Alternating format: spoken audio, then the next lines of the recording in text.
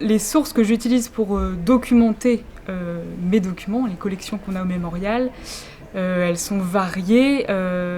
On a évidemment une médiathèque, ce qui fait qu'on a énormément de livres spécialisés qui ont été réalisés par des chercheurs, des travaux universitaires, qui permettent d'avoir un regard scientifique sur les archives.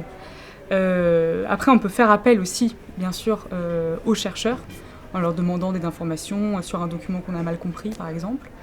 Et puis, Internet, évidemment, des sites spécialisés d'histoire, des articles scientifiques également. Mais ça va être principalement, ma source principale, c'est quand même les recherches universitaires.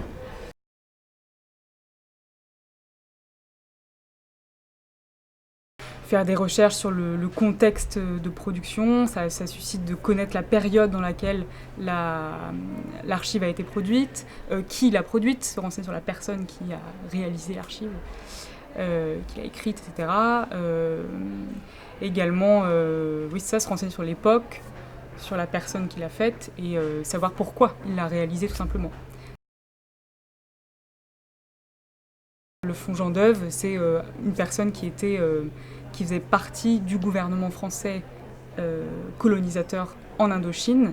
Donc c'est important de savoir ça pour connaître sa subjectivité, savoir quel rôle il avait et connaître son point de vue sur la guerre d'Indochine.